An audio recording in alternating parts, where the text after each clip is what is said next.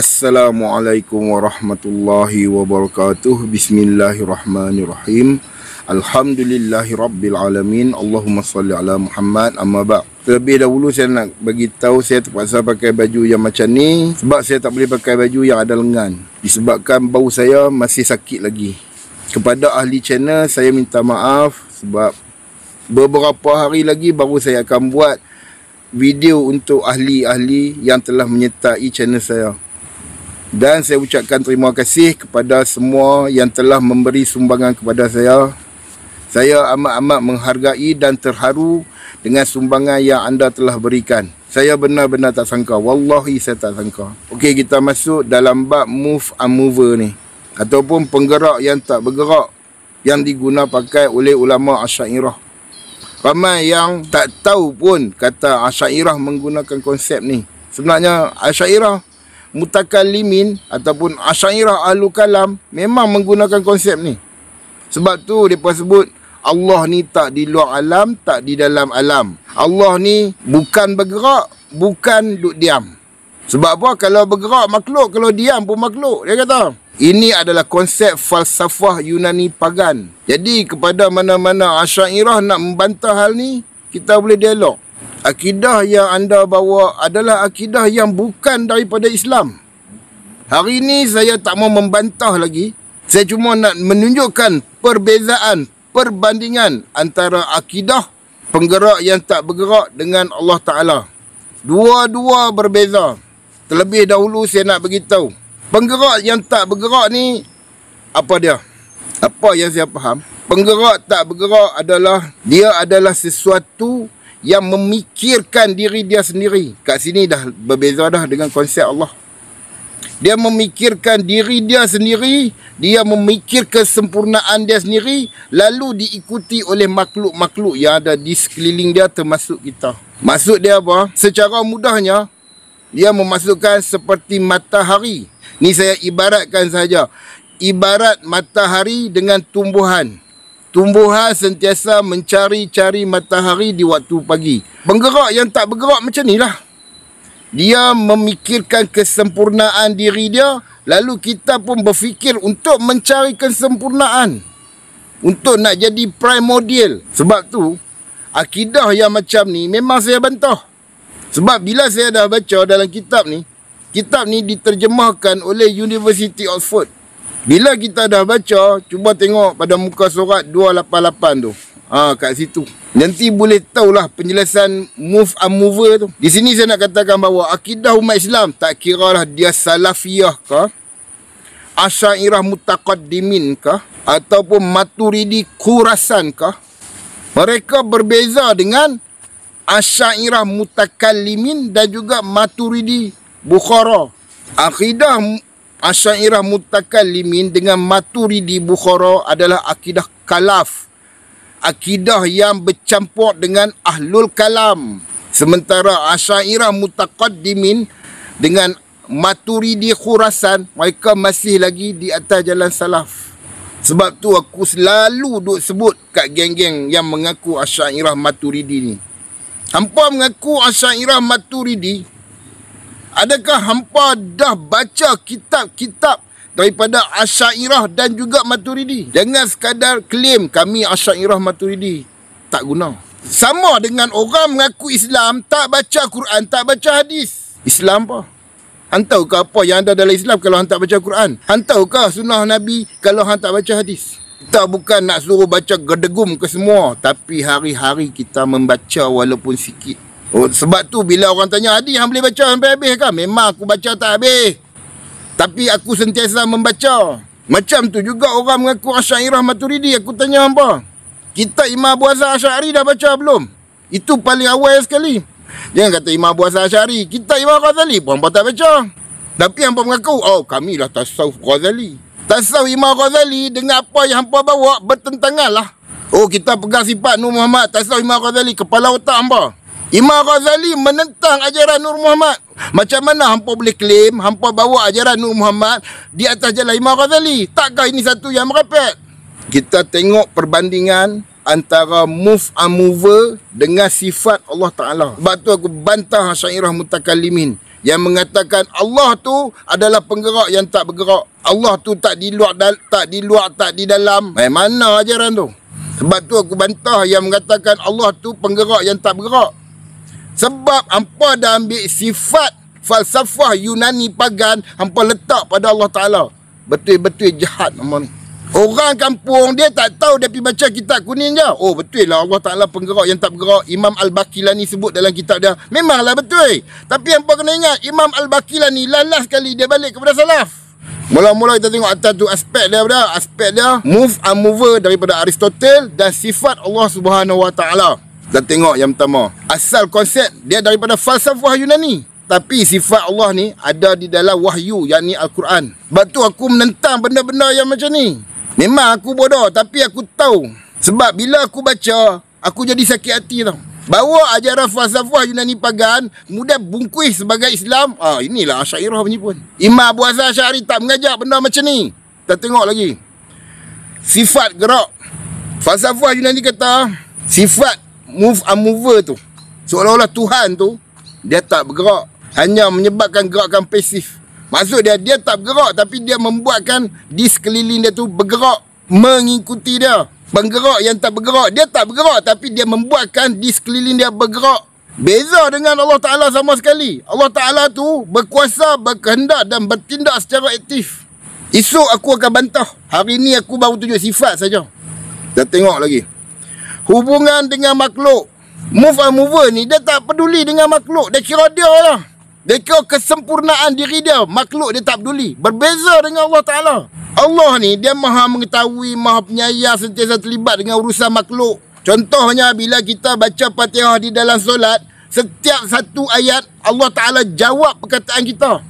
Tu satu bantahan dah tu. Kalau orang yang faham kehendak ataupun iradah antara kedua-duanya, kita tengok dulu Aristotle kata apa? Dia tak ada kehendak. Dia hanya wujud sebagai sebab saja. Berbeza dengan Allah Ta'ala. Allah Ta'ala ada kehendak. Allah berfirman dan berbuat mengikut kehendak dia. Sebab tu aku tanya, akidah kapiak ni kau hampa nak sandak pada Allah Ta'ala? Allah Ta'ala dah sebut dah sifat dia secara sempurna di dalam Al-Quran. Tiba-tiba hampa kata Allah ni macam ni, penggerak yang tak bergerak. Ada akal ke tak? Sabit tu aku cakap, kalau nak baca kitab, jangan tengok kitab kuning dalam pondok tu. Tengok sampai ke akar mana mereka ambil. Aku bukan nak hina, tapi aku nak kata kitab-kitab pondok yang macam ni lah yang merosakkan masyarakat. Mereka tak tahu, mereka, kami ambil Datuk Guru, Tok Guru ambil Datuk Guru. Aku tak buat macam tu. Aku siasat sampai habis. Ini permulaan dulu aku bermula kepada salaf.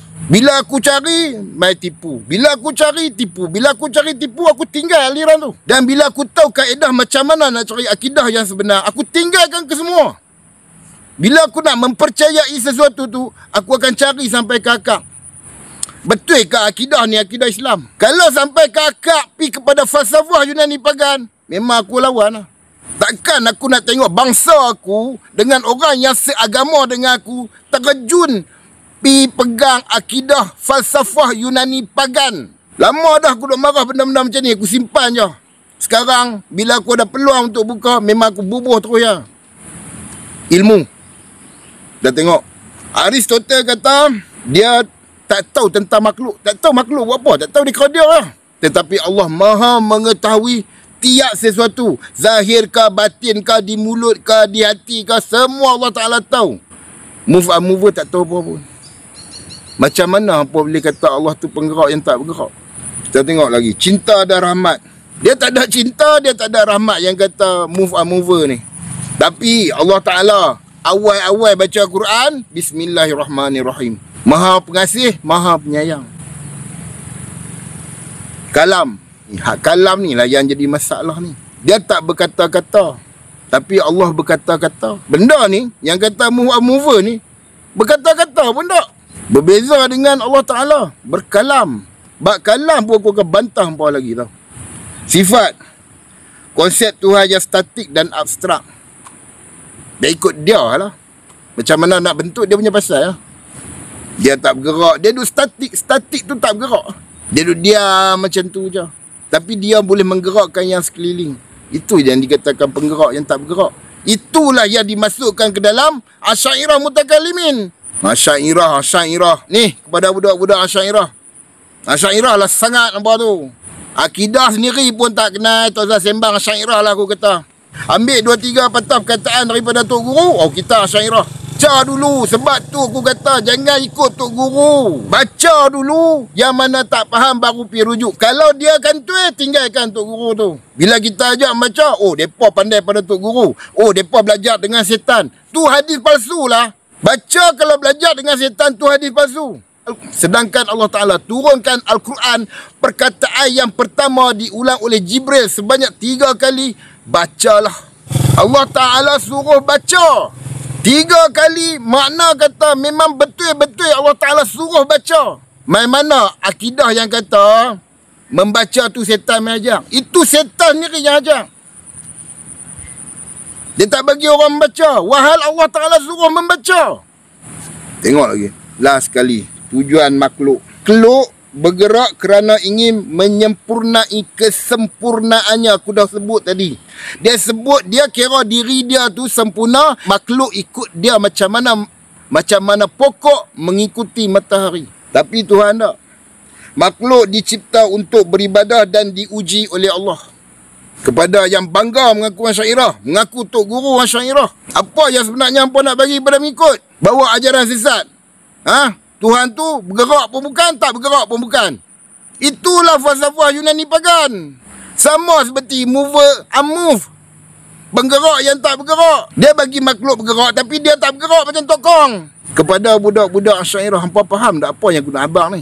Aku nak abang, apa yang hampa bawa daripada Tok Guru hampa tu, semuanya bukan daripada Islam. Apa yang hampa bawa daripada Tok Guru hampa tu, asal dia daripada falsafah Yunani pagan. Ini yang Allah Ta'ala sebut dalam Quran. Hampa bawa agama nenek moyang. Bukan nenek moyang hampa. Maksudnya hampa bawa turun-temurun daripada falsafah Yunani pagan. Itulah agama nenek moyang. Tak sedang ke hampa bawa agama yang bukan Islam ke dalam Islam, kemudian hampa klaim, oh, inilah ajaran Islam. Inilah Asy'ariyah yang sebenar. Bila tengok balik pada akar asal falsafah Yunani pagan. Kalau betul lah Allah tu penggerak yang tak bergerak, mana satu ayat Al-Quran ataupun hadis mengatakan Allah tu bergerak pun tidak, tak bergerak pun tidak. Sebab tu Nabi pernah bersabda, selain daripada jalan Allah dengan Rasul, mana-mana jalan yang nak menuju Allah Ta'ala adalah jalan setan. Memanglah sekali nampak macam jalan nak menuju Allah Ta'ala, tapi itu bukan jalan menuju Allah Ta'ala. Itu setan dah tipu hampa dah. Apa bukan bawa jalan keagamaan yang sebenar daripada Allah dan Rasul untuk kembali kepada Allah. Tapi hampa bawa jalan-jalan setan yang telah ditipu oleh syaitan untuk kembali kepada Allah. Bila aku sebut macam ni, oh, kita kena report Abdul Hadi ni. Kenapa tak keluar berhujah dengan aku? Kenapa tak keluar berhujah dengan aku? Aku orang bodoh je. Aku orang SPM. Keluar dah hampa ada degree agama, sijil agama, PhD agama. Keluar Aku nak tengok hampa berhujah. Aku nak tengok macam mana hampa nak mempertahankan Allah tu penggerak yang tak bergerak. Aku nak tengok bertahan. Aku nak beritahu hampa kepada yang ada degree agama, PhD agama, satu benda hampa terlupa. Allah Ta'ala kalau dia nak bagi petunjuk kepada manusia, orang bodoh pun boleh tahu kebenaran tau. Itu yang dikatakan Allah berkehendak untuk berbuat tiap sesuatu. Itulah tu. Orang bodoh macam aku boleh korek asal akidah sebenar Asy'ariyah mutakallimin tu daripada mana. Orang bodoh macam aku je. Sebab apabila Allah Ta'ala berkehendak, dia mengikuti sunnatullah. Kalau dia berkehendak orang bodoh tu faham agama, dia akan faham. Kalau orang bodoh tu Allah Ta'ala berkehendak membongkarkan kesesatan, Allah Ta'ala bagi jalan kat dia. Dan kalau Allah Ta'ala nak orang bodoh tu terima hidayah, Allah Ta'ala buka jalan untuk dia. Kepada sahabat-sahabat yang saya kasihi, biarlah kita rasa kita bodoh, tapi kita sentiasa meminta petunjuk daripada Allah Ta'ala. Allah Ta'ala bagi kebenaran, dia bukan kira orang tu bodoh atau pandai. Allah Ta'ala bagi kebenaran kepada orang yang nak kebenaran saja. Kepada golongan yang dah tak mau terima kebenaran tu, Allah Ta'ala biar macam tu je. Dah hampa tak mau kebenaran, buat apa nak bagi? Itulah yang dikatakan orang yang mata dia, telinga dia, hati dia tutup kepada kebenaran, Allah Ta'ala tutup terus. Kalau kita sentiasa di hati nak cari kebenaran, oh ini betul ke tak, ini betul ke tak, kita akan sentiasa membuat kajian, kita akan sentiasa membaca untuk mencari kebenaran. Kita bukannya lembu yang kena cucuk hidung. Tok Guru habaq macam ni, kita ikut. Tok Guru habaq macam ni, kita ikut. No. Kita bukan lembu. Yang level-level lembu ni, puak-puak yang duk kena cucuk hidung dengan Tok Guru. Ha, ni puak-puak lembu lah ni. Kita, Allah Ta'ala bagi akal untuk berfikir mencari kebenaran. Kita diperintahkan oleh Allah Ta'ala untuk membaca supaya kita dapat petunjuk dan hidayah. Maka Tok Guru pun kita tak abaikan macam tu saja. Sebab ada benda kita kena rujuk Tok Guru, yakni orang yang lebih pandai. Sebab Allah sendiri berfirman, bertanyalah kepada ahlul zikir. Makna kata, kena tanya pada orang yang pakar satu-satu bidang. Sebab tu aku kata, aku tak buang Tok Guru, tetapi guru dijadikan tempat rujukan. Sekian, Assalamualaikum.